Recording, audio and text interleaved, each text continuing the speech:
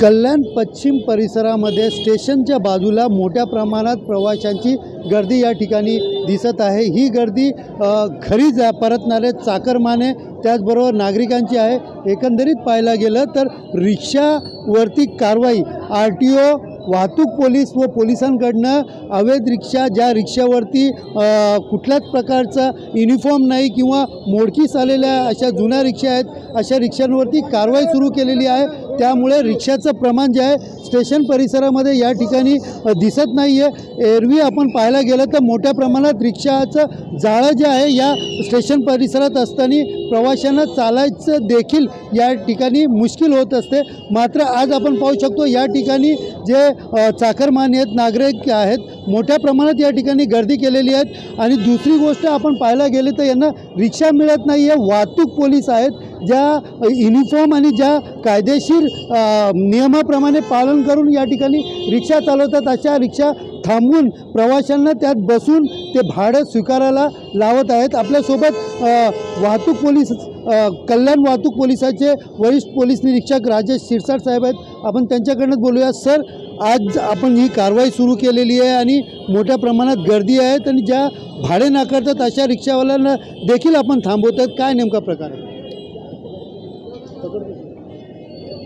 4 दिवसापूर्वी आयुक्त मॅडम यांच्यासोबत वाहतूक पोलीस आणि स्थानिक पोलीस असं एकत्रितरित्या बैठक झाली। त्यामध्ये निर्णय घेण्यात आला की कल्याण स्टेशनला मोकळा श्वास घ्यायचा आहे, त्यासाठी काय काय कारवाई करता येईल आपल्याला। त्या अनुषंगाने RTO, ट्रॅफिक पोलीस व स्थानिक पोलीस असे तिघांनी मिळून कारवाई सुरू केली। त्यामुळे ज्या ऑटो रिक्षावाल्यांकडे कागदपत्र नाहीत, रजिस्ट्रेशन नाही, अशा जवळजवळ निम्म्या रिक्षा आता स्टेशनवर येतच नाही आहेत। त्यामुळे काय होतं आहे, रिक्षा कमी पडत आहेत आणि प्रवाशांना त्यामुळे हाल होतात। प्रवाशांनी सायंकाळच्या वेळेस जेव्हा चाकरमान्य मुंबईवरून इथे येतात तर रिक्षा कमी पडतात आम्हाला। तरी देखील आम्ही आमचे जवळजवळ 7 ते 8 कर्मचारी, पोलीस स्टेशनचे कर्मचारी असे सर्व येऊन सगळ्यांना मदत करून रिक्षा भरून लोकांना रवाना करीत आहेत। तसेच पावसाळ्याचे दिवस असल्यामुळे ठिकठिकाणी खड्डे पडलेले आहेत, त्यामुळे वाहतूक कोंडी होते आणि त्यामुळे रिक्षा इथपर्यंत येत नाही आहेत।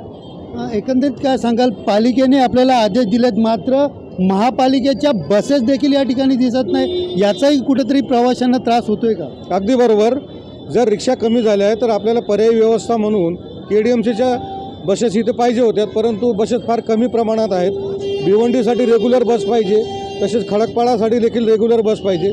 एक बस गेली की दुसरी लगेच तयार पाहिजे, परंतु इथं बसेसच उपलब्ध होत नाही, त्यामुळे प्रवाशांची गर्दी झालेली आहे। रिक्षा कमी असल्यामुळे त्यांना त्रास सहन करावा लागत आहे। ट्रॅफिक पोलीस व स्थानिक पोलीस जेवढी मदत होईल तेवढी मदत करून आम्ही प्रवाशांची सोय करीत आहोत। आपल्यासोबत काही प्रवासी देखील आहेत। सर, काय सांगाल तुम्ही, महानगरपालिकेच्या बसेस इकडे नाही त्याच्यामुळे हा गोंधळ उडतो असं वाटतंय का? किती वेळापासून आपण उभे आहात? सर, ॲक्च्युली मला मागच्या जवळपास 1 ते सव्वा तास इथे मी उभा आहे। एक पण रिक्षा योगीधाम मार्गासाठी किंवा खडकपाड्यासाठी जात नाही आहे।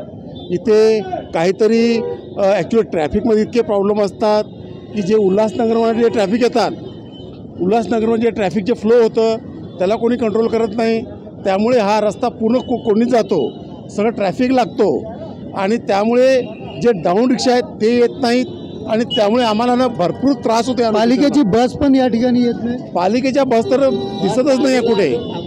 काय सांगाल, पालिकेची बस मिळत नाही काय तुम्हाला? बसची सोय नाही आहे, बरोबर एकदम रॉंग आहे, सगळं सिस्टम रॉंग आहे बसचं। एकंदरीत पोलीस त्याचबरोबर RTO अधिकारी यांनी कारवाई सुरू केलीत, मात्र पालिकेकडनं बस मिळत नसल्याने या ठिकाणी मोठा गोंधळ आहे। मोठ्या प्रमाणात गर्दी या ठिकाणी चाकरमान्याची स्टेशन परिसरात दिसून येत आहे।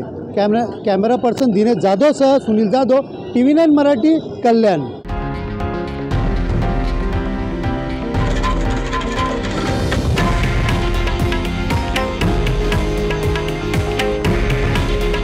हे आहे देशातील नंबर 1 न्यूज नेटवर्क आणि आपण पाहत आहात TV9 मराठी। काळजी तुमची, हित महाराष्ट्राचं।